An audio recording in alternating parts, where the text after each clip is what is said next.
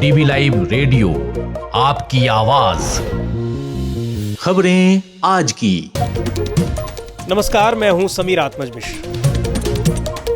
लोकसभा में स्पीकर के साथ विपक्ष की नोकझोंक। स्पीकर ने विपक्ष को दी नसीहत। कांग्रेस नेता राहुल गांधी ने सदन में बोलने न देने का लगाया आरोप। लिटरली स्पीकर उठ के एकदम निकल गए, मुझे एक शब्द नहीं बोलने दिया और मैं खड़ा हुआ। मैंने कहा कि देखिए मुझे बोलने दीजिए, आपने मेरे बारे में कुछ बोला है, घूम कर चले गए। वक्फ संशोधन विधेयक के खिलाफ मुस्लिम पर्सनल लॉ बोर्ड का देशव्यापी विरोध प्रदर्शन। पटना में शामिल हुए लालू और तेजस्वी भी। आप सब लोगों का शुक्रिया। अगर एक होकर के हम लोग लड़े तो इंशाअल्लाह हम लोगों की जीत तय है। अमेरिकी रिपोर्ट ने भारत पर लगाए गंभीर आरोप। रॉ को बैन करने की सिफारिश। भारत ने रिपोर्ट को किया खारिज। होंगी खेल की खबरें और विशेष रिपोर्ट भी, लेकिन पहले हेडलाइंस।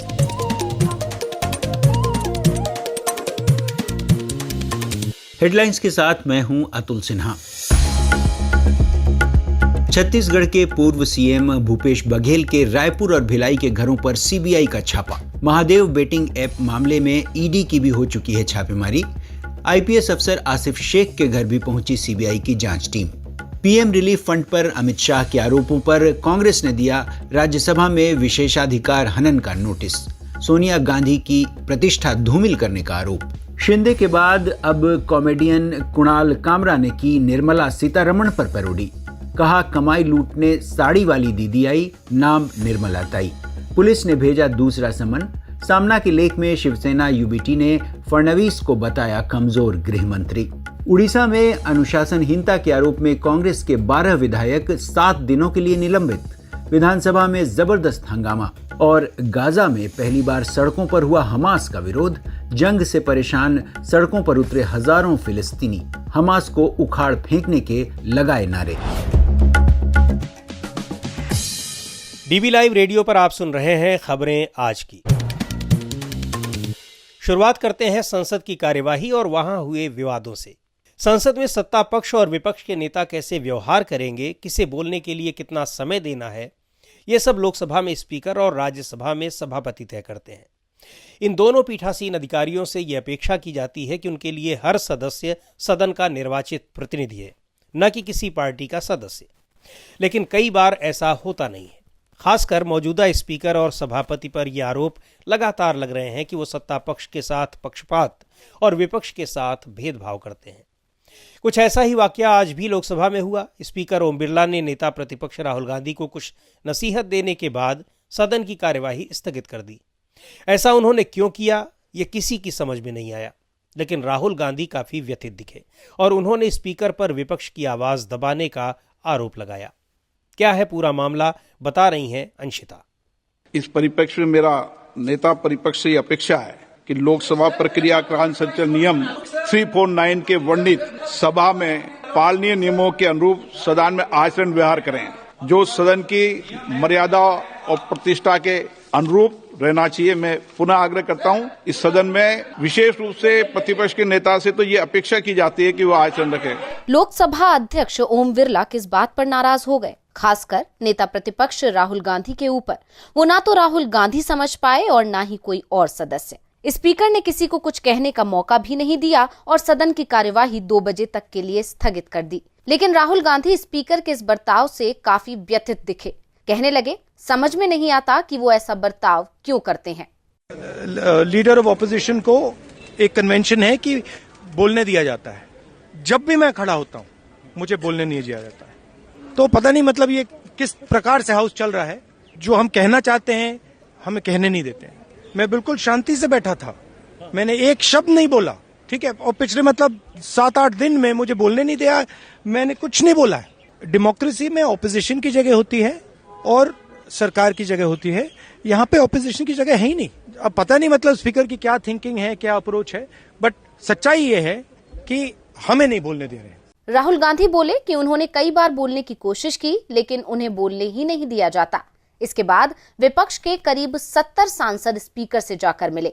स्पीकर ने उन्हें कुछ देर बाद आकर मिलने को कहा, लेकिन स्पीकर के बर्ताव को लेकर विपक्ष के तमाम सांसदों में नाराजगी है और सभी की ये शिकायत है कि स्पीकर ओम बिरला विपक्षी नेताओं को बोलने का मौका नहीं देते और सत्ता पक्ष के लोगों को कुछ भी बोलने का भरपूर मौका देते हैं।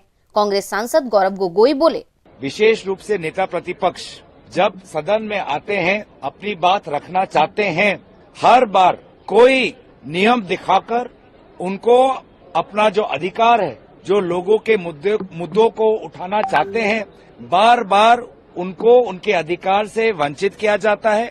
बार बार हम ये देख रहे हैं कि सदन के अंदर ऐसा एक माहौल आ जाता है, सरकार के अगर कोई मंत्री हो, भाजपा के कोई विशेष सांसद हो, वो बस खड़े हो जाएं और उनका माइक चालू हो जाता है। विपक्षी नेताओं के साथ स्पीकर से मिलने गौरव गोगोई भी गए थे, लेकिन उन्होंने साफ तौर पर कहा कि स्पीकर से कोई संतोषजनक जवाब नहीं मिला।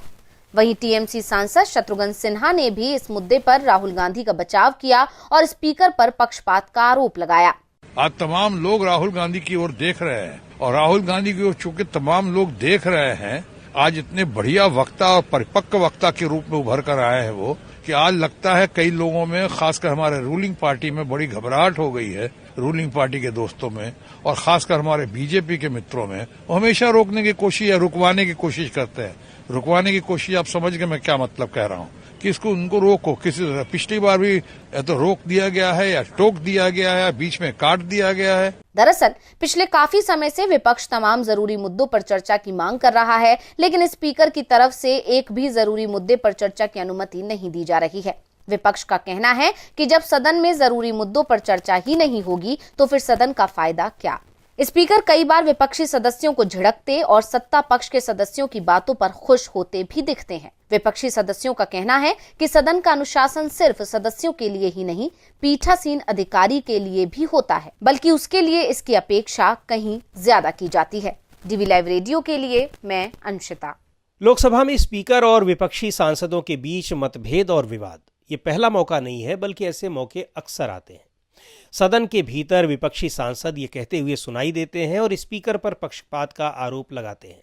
कई बार स्पीकर ओम बिरला की बॉडी लैंग्वेज भी बहुत कुछ बताती है। ऐसे में उनकी निष्पक्षता पर सवाल उठाना क्या वास्तव में जायज है?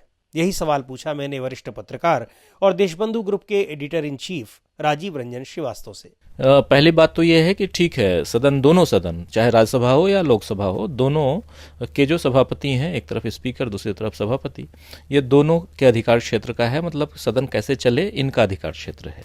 लेकिन सदन में और लोग भी हैं जो सांसद हैं, सांसदों को भी अधिकार प्राप्त है अपनी बात रखने का, और उनकी बात को न रखने देना ये उनके अधिकार क्षेत्र में नहीं है। और सांसद क्या वहाँ हंगामा कर रहे हैं? सांसद अपनी बात रखना चाहते हैं, जो अपोजिशन है, जो विपक्ष है।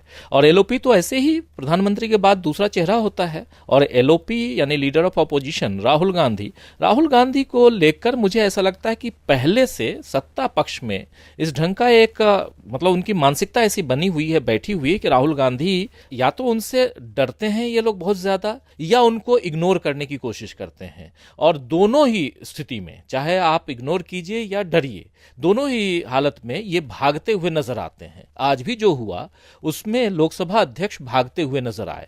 और सबसे बड़ी चीज है कि आप देखिए समीर जी कि 11 साल हो गए जब से मोदी सरकार आई है, लोकसभा में डिप्टी स्पीकर नहीं है। और इस पर कई बार बात होती है। डिप्टी स्पीकर का पद जो है वो आमतौर पर विपक्ष के पास जाता है, और अगर विपक्ष के पास जाएगा तो मौका बेमौका डिप्टी स्पीकर भी रहेगा, और उसका भी अपना अधिकार क्षेत्र है। वो अपनी बातों को और अपने हिसाब से जो वहां की कार्रवाई है उसमें दखल देगा। शायद ये जो संसदीय परंपरा है उसको तो तोड़ ही रही है ये सरकार नहीं, पिछली 2 सरकारें, ये तीसरी सरकार है नरेंद्र मोदी की लीडरशिप में। और उसके साथ साथ ये दूसरी बार बने हैं ओम बिरला साहब, दूसरी बार है। ओम बिरला साहब मुस्कुराते हुए, देखिए कितनी सारी चीजें हो गई।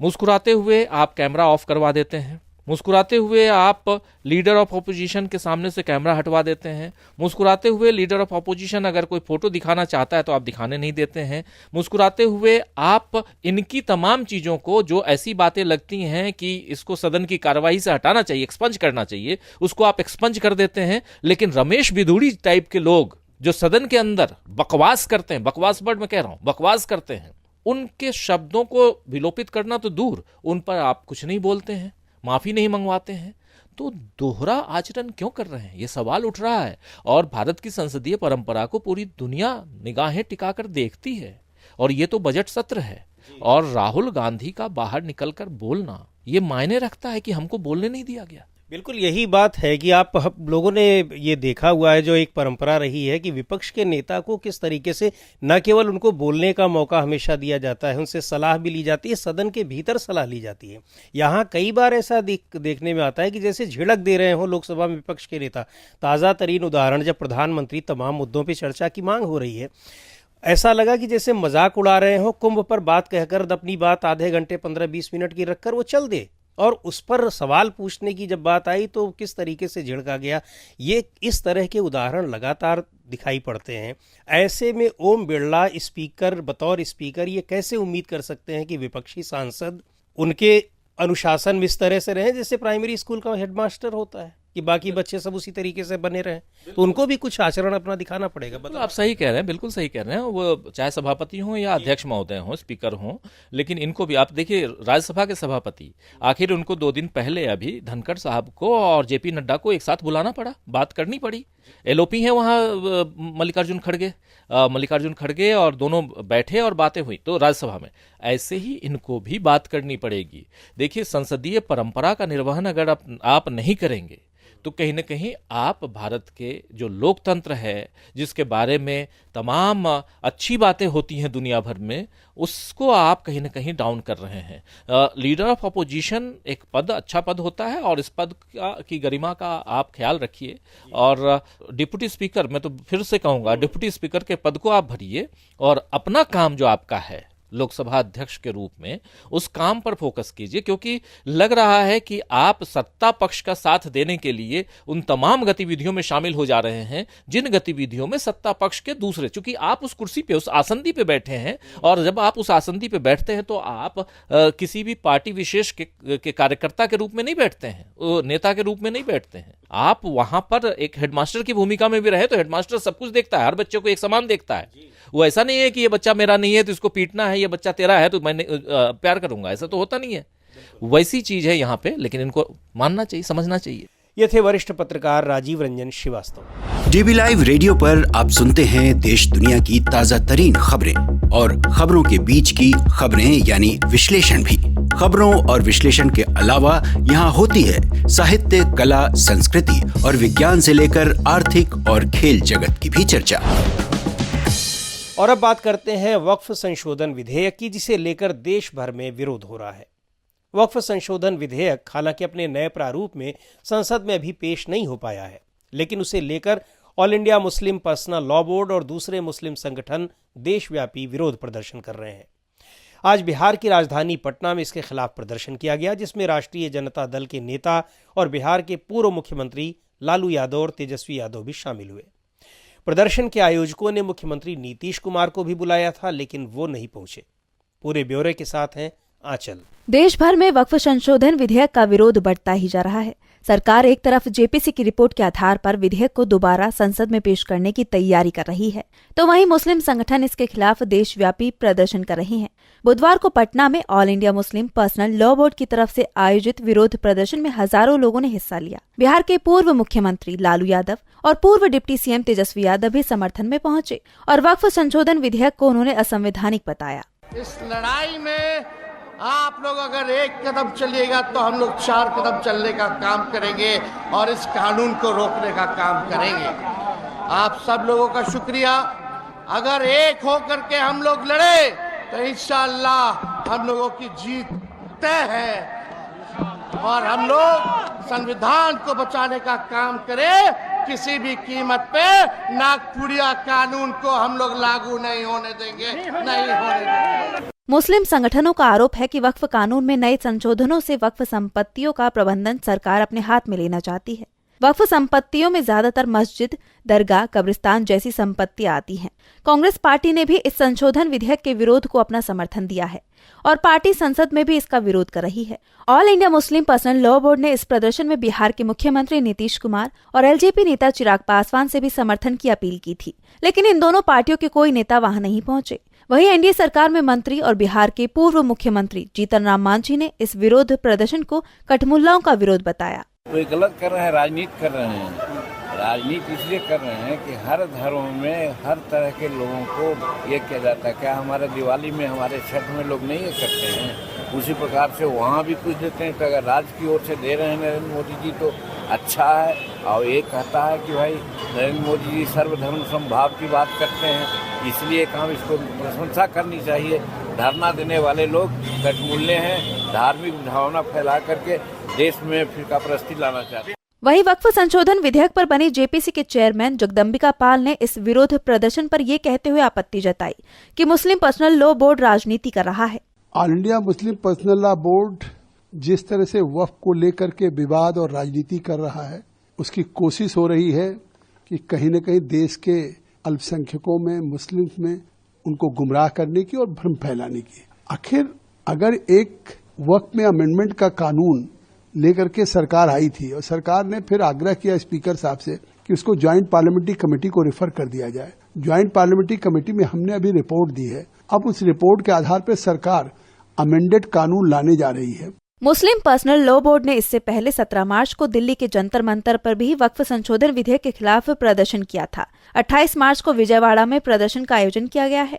वक्फ संशोधन विधेयक सरकार लोकसभा में पेश कर चुकी थी, लेकिन विरोध को देखते हुए सरकार ने इसे जेपीसी के पास भेज दिया। जेपीसी ने पिछले दिनों अपनी रिपोर्ट पेश की है, लेकिन जेपीसी में शामिल विपक्षी सदस्य उस रिपोर्ट पर आपत्ति जता रहे हैं। डीबी लाइव रेडियो के लिए मैं आंचल। आप सुन रहे हैं डीबी लाइव रेडियो, आपकी आवाज। डीबी लाइव रेडियो पर आप सुन रहे हैं खबरें आज की। अमेरिका की धार्मिक स्वतंत्रता आयोग यानी USCIRF की रिपोर्ट एक बार फिर चर्चा में है। भारत को लेकर इस रिपोर्ट में कहा गया है कि भारत में अल्पसंख्यकों के साथ बुरा बर्ताव किया जा रहा है। वहीं इस रिपोर्ट में किए गए दावों पर विदेश मंत्रालय ने कड़ी प्रतिक्रिया दी है और रिपोर्ट को खारिज कर दिया है। विदेश मंत्रालय ने इस रिपोर्ट को पक्षपाती और राजनीति से प्रेरित बताया है। क्या है पूरा मामला, बता रही हैं सर्वमित्रा। अमेरिकी संस्था USCIRF यानी US commission on international religious freedom ने अपनी रिपोर्ट में भारत को विशेष चिंता वाला देश घोषित करने की सिफारिश की है और कहा है कि भारत की खुफिया संस्था रॉ को बैन कर देना चाहिए। इस रिपोर्ट में यह भी आरोप लगाया गया है कि भारत में धार्मिक स्वतंत्रता की स्थिति लगातार बिगड़ रही है, खासकर धार्मिक अल्पसंख्यकों के खिलाफ हमले और भेदभाव बढ़ रहे हैं। रिपोर्ट ने भारत की खुफिया एजेंसी रॉ के बारे में यह आरोप लगाया है कि वह कुछ हत्याओं की साजिशों में कथित रूप से शामिल थी, लेकिन भारत सरकार ने इस रिपोर्ट को खारिज करते हुए कहा कि ऐसे प्रयासों से भारत की लोकतांत्रिक और सहिष्णु छवि को नुकसान नहीं पहुंचेगा।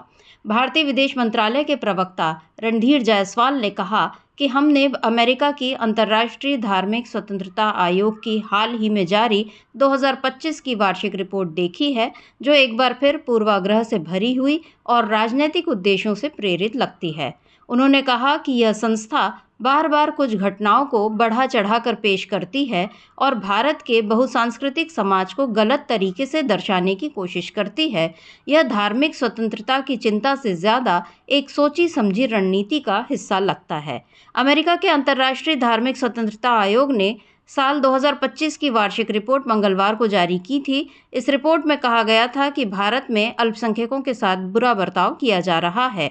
रिपोर्ट में लिखा कि भारत में धार्मिक स्वतंत्रता की स्थिति साल 2024 के दौरान लगातार खराब होती गई, खासकर देश में चल रहे लोकसभा चुनाव से पहले और बाद के महीनों में। इस दौरान कुछ राज्यों में ऐसे कानून लागू किए गए जिन्हें धार्मिक अल्पसंख्यकों के खिलाफ भेदभावपूर्ण माना गया। इस रिपोर्ट में भारतीय जनता पार्टी और प्रधानमंत्री नरेंद्र मोदी का भी जिक्र किया गया है। रिपोर्ट में लिखा है कि जून में हुए लोकसभा चुनाव से पहले बीजेपी के सदस्यों, जिनमें प्रधानमंत्री नरेंद्र मोदी भी शामिल थे, उन्होंने मुसलमानों और अन्य धार्मिक अल्पसंख्यकों के खिलाफ नफरत भरे बयान और भ्रामक जानकारी फैलाकर राजनीतिक समर्थन जुटाने की कोशिश की। डोनाल्ड ट्रंप के अमेरिका के दूसरी बार राष्ट्रपति बनने के बाद USCIRF की यह पहली रिपोर्ट है। भारत इसकी रिपोर्ट्स को पहले भी खारिज कर चुका है। जहां तक रॉ को बैन करने का सवाल है, तो यह ट्रंप सरकार पर निर्भर करता है कि वो रिपोर्ट की सिफारिशों को कितना महत्व देता है, क्योंकि ये सिफारिशें बाध्यकारी नहीं हैं। डीबी लाइव रेडियो के लिए मैं सर्वमित्रा। आप सुन रहे हैं डीबी लाइव रेडियो, आपकी आवाज। और अब वक्त हो चला है खेल की खबरों का। खेल जगत की खबरों के साथ हैं यश त्रिवेदी।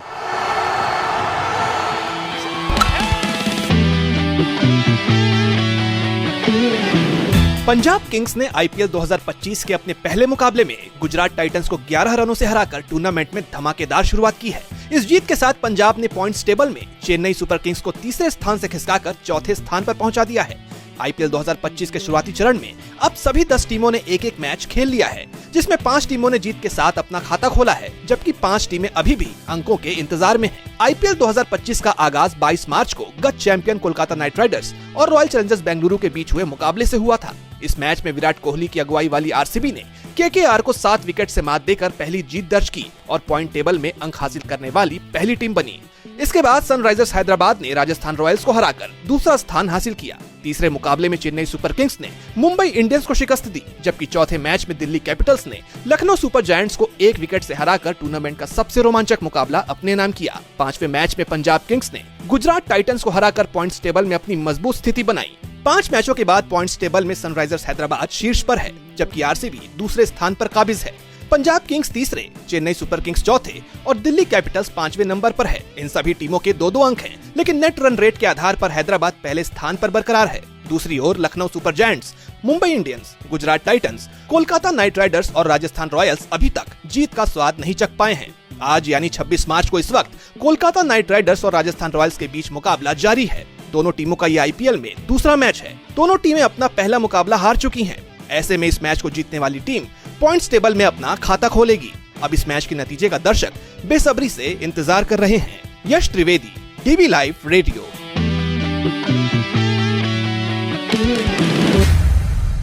और अब आज की खास रिपोर्ट, और ये रिपोर्ट है पंचांगों की एकरूपता को लेकर, यानी अलग अलग पंचांगों में विभिन्न त्योहारों की तिथियों में कई बार अंतर हो जाता है, उसको लेकर। ये अंतर न हो इसके लिए कुछ प्रयास किए गए हैं।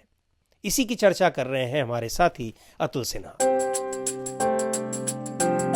पिछले कई सालों से तमाम पर्व त्योहारों को लेकर लोगों में असमंजस की स्थिति देखी गई है। हर त्योहार 2 दिनों तक मनाया जाता है।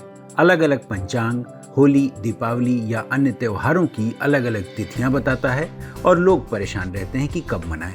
कोई भी व्रत करें तो कब करें। दीपावली हो या होली, शिवरात्रि हो या दशहरा, रक्षाबंधन हो या भैया दूज, ऐसे कई पर्व त्योहारों को लेकर ऐसे असमंजस देखे जा रहे हैं और आम लोग पंडित, पुरोहितों और पंचांग बनाने वालों पर तमाम सवाल उठाने लगे हैं।